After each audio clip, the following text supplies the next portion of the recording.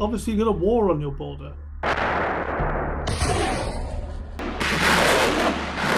Because it is not going in the right direction. The counteroffensive was not successful. Mateusz Morawiecki, Polish Prime Minister from 2017 until 2023, where he narrowly lost an election that saw a coalition government formed by many parties that placed former President of the European Council, Donald Tusk, as the new Prime Minister.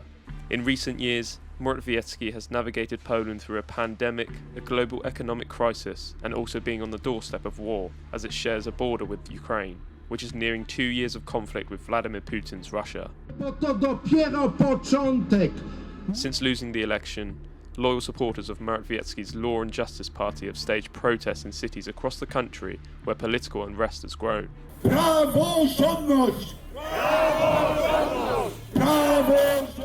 The new pro-EU coalition government led by Donald Tusk sacked the heads of state television channel TVP and Polish radio, following media reforms instituted by the new PM to depoliticise public media.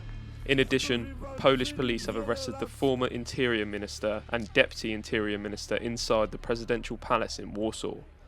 Mariusz Kaminski and Maciej Wojcik were sentenced to 2 years jail time last month for abuse of power when they led an anti-corruption office in 2007. For the first time since the dark days of totalitarian rule, we have political prisoners in Poland.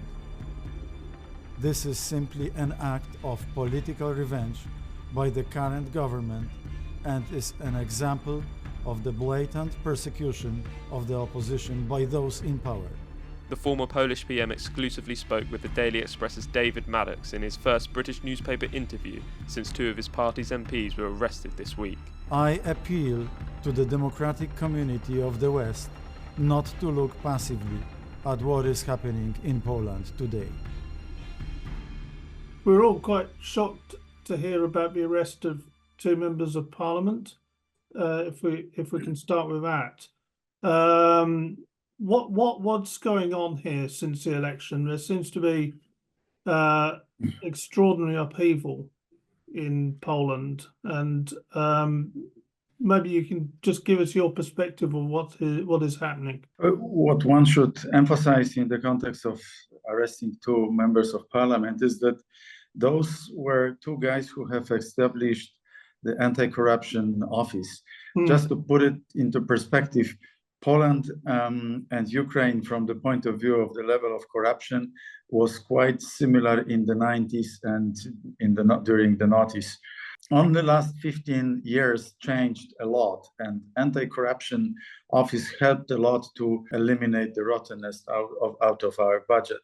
Those 2 guys were also critically important for me as Minister of Finance and then Prime Minister to fight with VAT mafias and all the fraudulent financings around the country. And this is very visible in our budget, what has been changed. Just to give you a very little comparison, for the 8 years of our predecessors, the budget grew by 30 billion zlotys. 8 years of our government in power, the budget grew by 300 billion zlotys, so tenfold. This was due to fight with corruption in particular, and this is why it is so symbolic. This is why we also call them political prisoners, and they are political prisoners for the first time in 35 years. I myself, I was freedom fighter during the 80s, during the Solidarity movement against the Jaruzelski regime, communist regime. And I was very much surprised with what the current government is doing. You can fight politically on many different fronts, but being so brutal and aggressive as putting members of parliament who were fighting with corruption to jail is something unprecedented in Poland. And it is unfortunately reminding me of the Lukashenko regime next door to us. Yeah, I mean, I was going to ask you, I mean, it in some ways, it does feel like a return to some of the aspects of communism, doesn't it? Unfortunately, yes. And in particular, also the monopoly of media is another aspect, another element, which is reminding me of communist times. When I was in office, you had 3 different TV channels, and you could actually watch whatever you wanted, different opinions, completely different points of view. Right now, all diligent observers of what is happening on our media scene would realize that there is a very similar voice coming from all the 3 major TV channels in Poland. This is not democracy. Well, this is jeopardy to democracy. Democracy requires not only civil liberties, but also freedom of speech and free media and pluralistic media in particular. Imagine that the government is sacking the board of directors of BBC. What would it mean in the United Kingdom? That's what happened in Poland. I think that was the first red flag, if you like, for us over here when that particular story broke about the sackings at the TV stations. Is it simply because they don't like what they hear, so they're closing it down? Is it as simple as that? Exactly. That's the case. They don't want to be questioned. They don't want to be challenged by independent journalists. And by the way, I'm not saying that the public media during my government was in office were perfect. They far from it. But at least they were, presenting a different perspective to the majority of other media present on the media market. So altogether, it's a move towards monopolization of media, and freedom of speech is under question mark in such a situation. The real freedom of speech, I mean, because that's what democracy is about. So what is the EU's role in this? Because I noticed they almost seem to back Mr. Tusk's effort to win the election, which, I mean, obviously your party was still the biggest party after that election. So they've obviously been very silent about some of the things which have happened since. What are your thoughts around that? Well, I'm very much afraid that this is the beginning of a longer term process, which means undermining the true democracy in Poland. I can give you one other example, very precise example.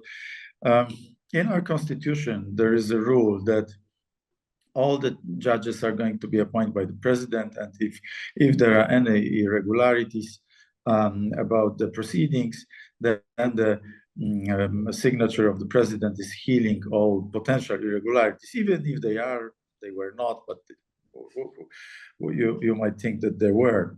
And the new minister of justice has actually started a resolution through which any party to a case in front of any court could question a judge if he or she was appointed by the president of the republic over the last couple of years.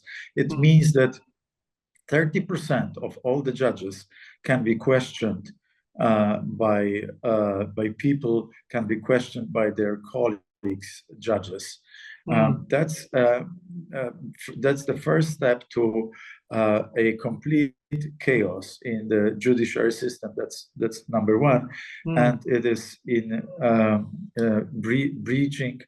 violently breaching our constitution. That's the second point, and it's also threatening the judges, because the very same minister of justice, he actually admitted that he was directing his application to the Supreme Court to special judge, which means that the application was to actually confirm that his views are right. This is as if a rubber was to pick a judge whom he wants in his case. That's absurd. But this has happened to the Minister of Justice two weeks ago, and by the way, he has openly and publicly admitted that he has done so. That these are not democratic standards at all. The critics of your government said that you interfered with the judiciary as well. I've seen reports that they're claiming they're kind of rebalancing things. What would be your response to that? My response would be that we based our reform on article from our constitution. I think it's Article 185, 186. So we were. These are articles which actually allow any government to make reforms of the judiciary system, be it National Judiciary Council or any other part of the judiciary system. So we were in line with the Constitution. Having said that, I'm not saying that all what we have done was perfect, but we were under scrutiny of so many international institutions and bodies, internally and externally, that whatever we've done to repair the judiciary system, which was one of the most inefficient in Europe, was first well-intentioned, and second, it was moved in the right direction. I do not change my opinion about the necessity of repairing the judiciary system. I can admit easily to some of my critics that some elements of the reform could have been done differently. For me, I'm more a consensus type of guy. I was trying to find common denominators, but radical opponents from opposition, together with radical parts of my party, they have actually, so to say, connected their interests, political interests, of course, and this is why the reform was so loud in Europe.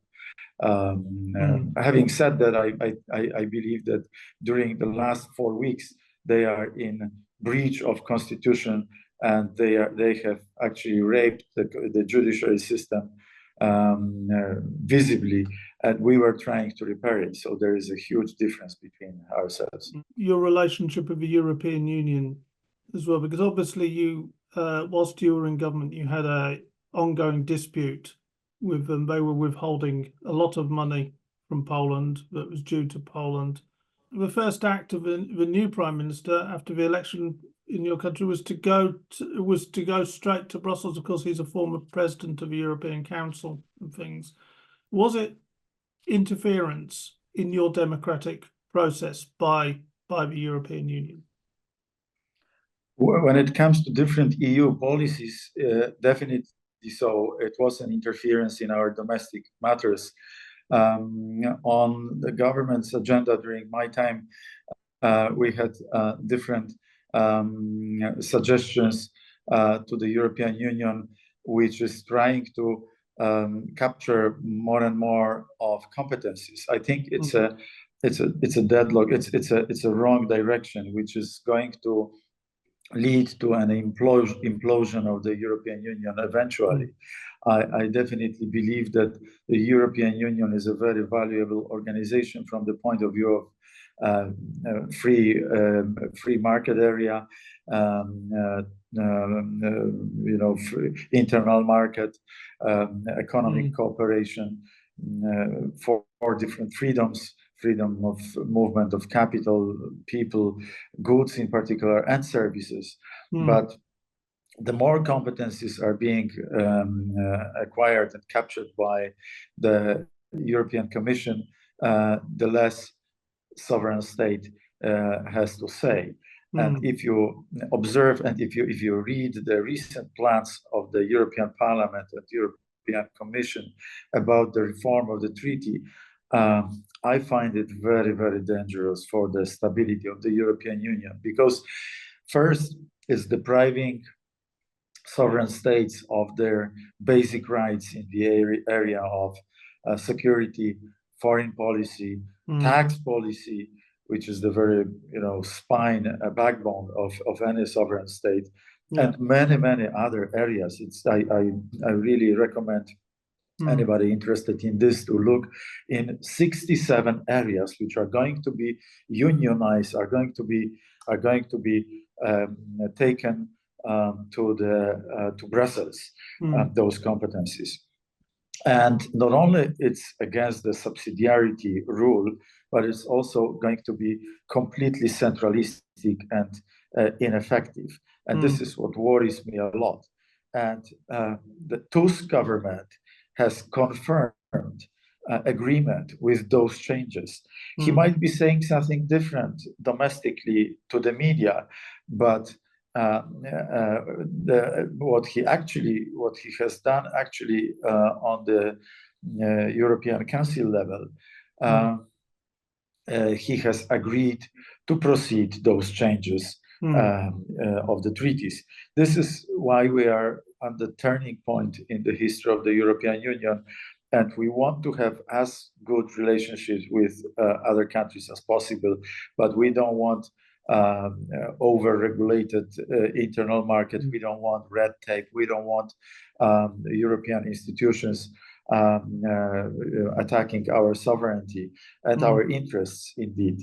And in my opinion, Donald Tusk's government is more of a representative of Brussels and Berlin rather than Warsaw, which is dangerous for any sovereign state. I mean, you mentioned there in your previous answer on Berlin as well. It's one thing that we've been told about is the way that projects have been changed, contracts have been changed to basically swap for German ones or to help the German economy, which seems to be very strange. I mean, we've got, I suppose there's one issue for us in Britain is that we had a lot of defence contracts with you, I believe, and those are now being reviewed as well. So what's going on there, and why does the Tusk government have such a kind of pro-German approach?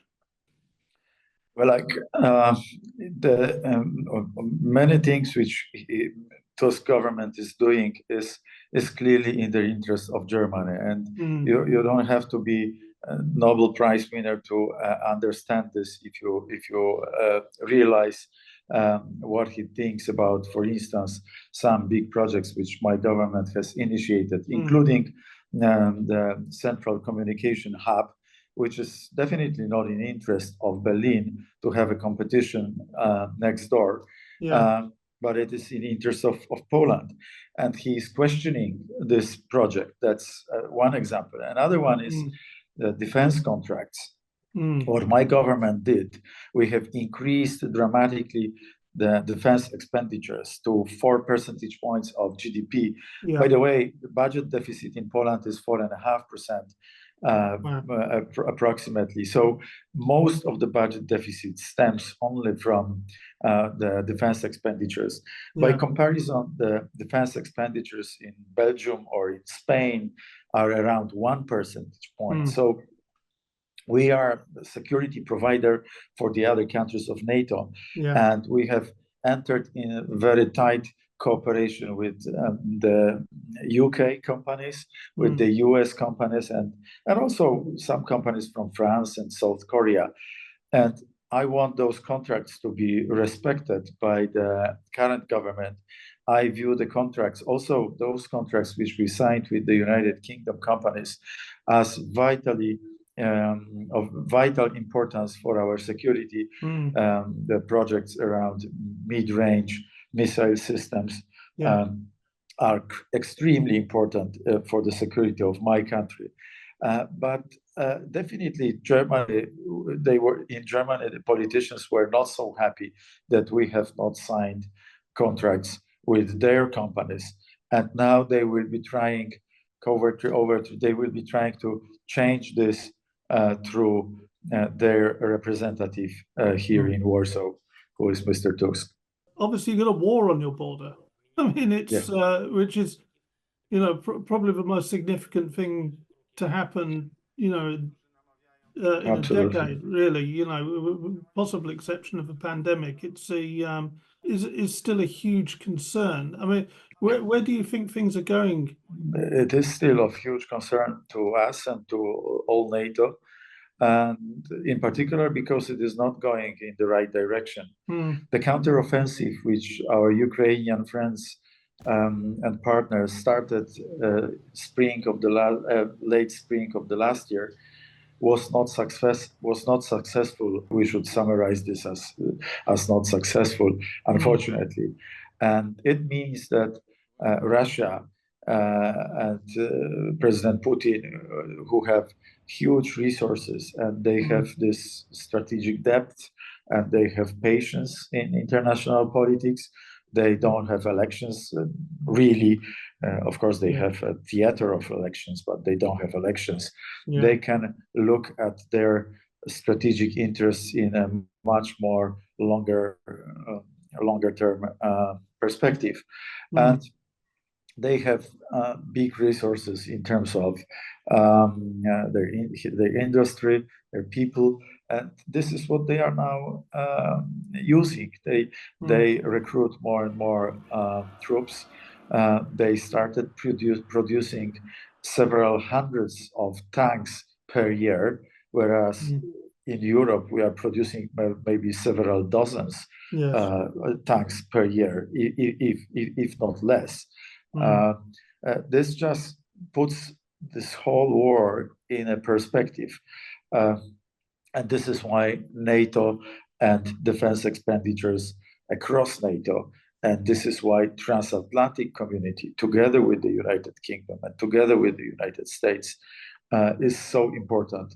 Is so important for the security of the entire Europe, not only security of the eastern flank of NATO, but also for the security of the United Kingdom, security of Germany, Denmark, and the Scandinavians. They do understand it very, very well. They actually speak the same voice as I'm speaking in terms of security and the war in Ukraine. That's the only positive byproduct, if I may say so, which happened as a consequence of the war in Ukraine. Finland and Sweden as part of NATO, and the Baltic Sea as the internal sea of NATO, and the awakening of the countries like Sweden, like Denmark, like Romania and other countries. How much dangerous it is what is happening beyond our eastern border. Finally, the election was very close in your country. You only just failed to win. It doesn't appear to be very stable. I mean, are you hopeful that, or do you think this Tusk government will last, or do you expect to, you know, have another opportunity soon? Well, you never know, but actually the coalition is quite bizarre, because there are people from very far left and some people who view themselves as conservatives in the Peasants' Party. So once the Peasant Party and the rural areas realize that they are being drawn into leftist agenda, liberal leftist agenda, they might be very much unhappy. I want my party to be very much center right, but not far right. By the way, we have far right opposition as well. We have far right competitor to ourselves called Confederacja. They are unfortunately very much far right. And this is which leads me to a cautiously optimistic conclusion that this coalition will probably not last for 4 years. And even if they do so, they will be under so many crises, after so many crises, that there is a very high chances that we will go back to power in a couple of years. And we also will work on our coalition options further down the road.